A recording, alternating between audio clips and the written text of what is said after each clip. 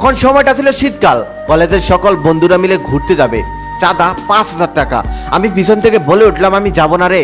তারপর আবার এক বন্ধু বলল, শালা ফকিন্নির বাচ্চা, তুই আবার কবে গিয়েছিলি? আমি মাথাটা নিচু করে সেখান থেকে চলে আসলাম। যার বাবার বেতন মাসে 8,000 টাকা, তার ছেলে কি করে 5,000 টাকা দিয়ে ঘুরতে যেতে পারে? এভাবেই টেনে টুনে কলেজ লাইফ শেষ হয়ে গেল। বিদায় অনুষ্ঠান আসলো, সেখানে আর অ্যাটেন্ড না করে পারলাম না। অ্যাটেন্ড করলাম। অনুষ্ঠানের দিন বন্ধুদেরকে বললাম, বন্ধু বিরিয়ানির প্যাকেটটা বাসায় নিতে দিবি? এক বন্ধু পিছন থেকে বলে উঠলো, শালা ফকিনির বাচ্চা, জীবনে কোন অনুষ্ঠানে অ্যাটেন্ড করিসনি, একটাতে করলি, তা আবার তোর বিরিয়ানি বাসায় নিতে হবে? আমি মাথা নিচু করে সেখান থেকে চলে আসলাম।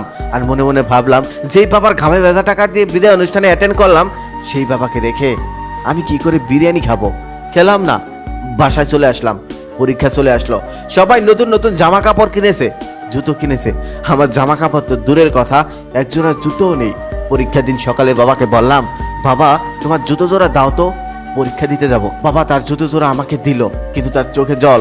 আমার মনে হয় এখনই কেঁদে ফেলবে। আমি চলে আসলাম। হয়তো আমি চলে আসার পর অনেকটা কেঁদেছে আমার বাবা। পরীক্ষা শেষ হওয়ার পর দেখি বাইরে অনেক বৃষ্টি। তবে আমি দেখলাম আমার সেই 8,000 টাকা বেতনের বাবাটা ছাতা হাতে নিয়ে দাঁড়িয়ে আছে। আমি বাবার সাথে সাথে যাচ্ছিলাম। ঠিক সেই সময় আমি বাবাকে বলছি, বাবা আমি একটা সিদ্ধান্ত নিলাম। বাবা বললো, কি সিদ্ধান্ত? আমি বললাম, পরের জন্মে যদি আমাদের জন্ম হয়, তাহলে আমি তোমার বাবা হব, তুমি আমার ছেলে হবে। ঠিক তখনই বাবা আমার হাতটা শক্ত করে ধরে ফেললো। আমি বললাম, বাবা কি হয়েছে? বাবা তখন বলে, সামনে দেখে হাঁটো, গর্ত আছে, এখনই তো পড়ে যেতে। তার একটু সামনে গিয়ে আমি বাবাকে বললাম, বাবা আমি সিদ্ধান্ত পরিবর্তন করে নিলাম। বাবা বলল, কি সিদ্ধান্ত?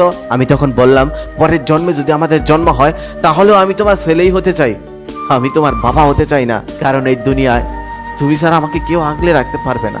আমারও সাধ্য নেই তোমাকে আগলে রাখার, সাধ্য নেই তোমার ঋণ শোধ করার।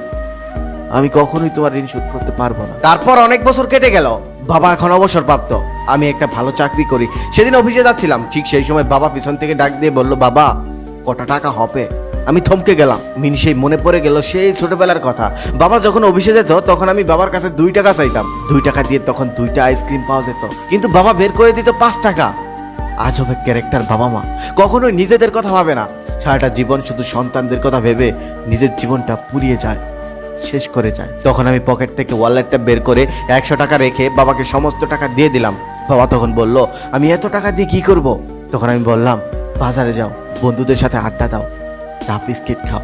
এই বলে আমি বাসা থেকে বের হয়ে গেলাম। আর ভাবতে লাগলাম, সময় থাকতে যদি প্রিয় মানুষদের জন্য কিছু না করতে পারি, তাহলে কিসের জীবন, কিসের চাকরি, কি হবে এই টাকা পয়সা দিয়ে?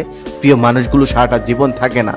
যতটা সময় থাকে ততটা সময় তাদেরকে ভালোবাসুন, তাদের পাশে থাকুন, তাদেরকে সেবা করুন। একটা সময় পর প্রিয় মানুষগুলো থাকে না।